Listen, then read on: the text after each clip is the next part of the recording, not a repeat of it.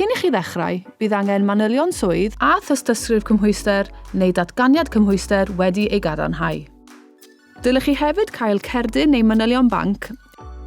Hefyd, bydd angen I chi ddarllen y cod ymarfer proffesiynol a'r canllaw ymarfer I weithwyr gofal cartref. Mae'r dogfennau yma ar y gwefan o dan addasrwydd I ymarfer ac yna codau ymarfer a chanllawiau. Bydd angen I chi deipio cyfeiriad e-bost ddilys ac unigryw gyda'r cyfrinau'r newydd yn y bocs o dan.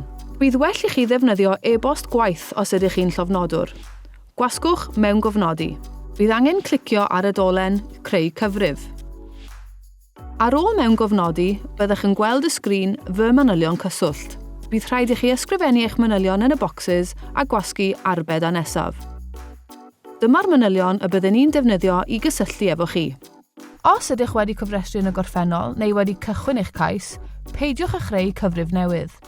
Cliciwch ar lofnodi I mewn ac agor eich cyfrif gyda'ch e-bost a'ch cyfrinair. Byddwch chi wedyn yn cael eich cymeryd i'r sgrin Fy hysbysiadau. Rhaid dewis yr opsiwn Gwneud cais I gofrestru yn y panel uwchben.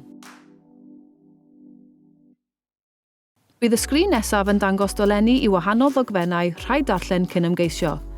Ticiwch yr opsiynau os ydych yn cytuno, yna gwasgwch Nesaf. Rhaid dewis yr opsiynau mwyaf addas I chi. Ni fydd y sgrin yn gadael I chi barhau heb ddewis ateb i'r cwestiwn gyntaf. Y tudalen nesaf yw manylion personol. Rhaid llenwi'r wybodaeth yn y blychau a gwneud yn siŵr eich bod chi wedi rhoi cyfeiriad e-bost cywir.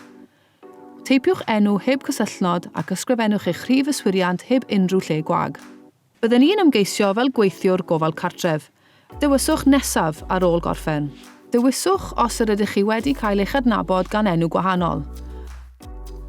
Y ffordd gorau I ffeindio'ch cyfeiriad yw teipio'r cod post mewn fformat 4-3, enghraifft ECF10 yna 1EU. Bydd rhaid I chi deipio'r holl gyfeiriad os ydy hyn ddim yn gweithio, neu os ydych chi'n byw o tu mas i'r Deyrnas Unedig.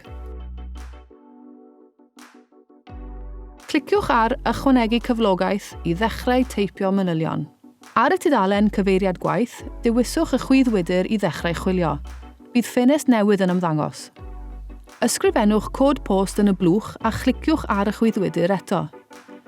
Cliciwch ar eich sefydliad.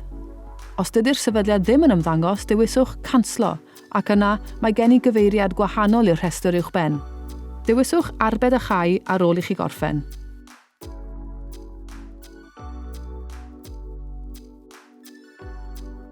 Ar ôl I chi ddewis Arbed a chau, byddwch yn gweld y tudalen cymhwyster.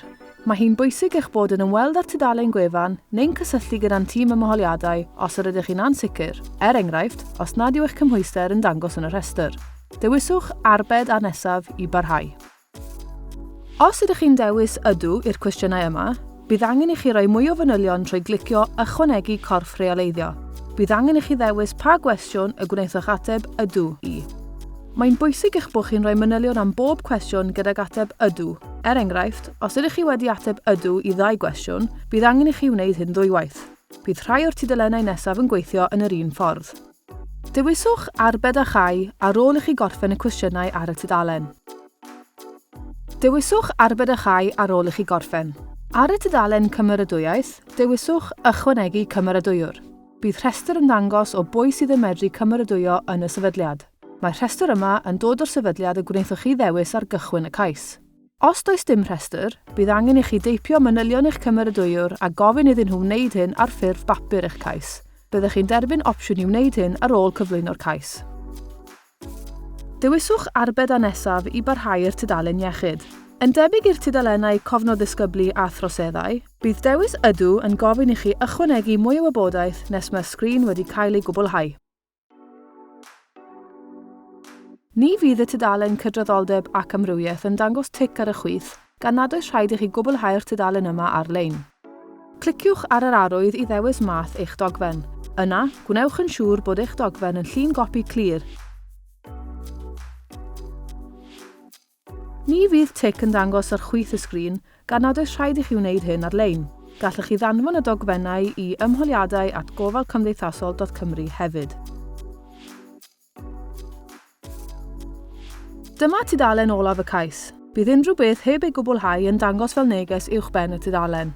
Ar ôl i chi ddarllen y datganiad, dewiswch yr opsiwn Cadarnhau a Thalu, a byddwch chi'n parhau i'r neges Camau Nesaf a Sgrin Talu. Rhaid talu eich ffi a byddwch yn cael eich cymeryd i fy hysbysiadau eto, lle allwch chi ddewis gweld a phrintio'r cais os oes angen.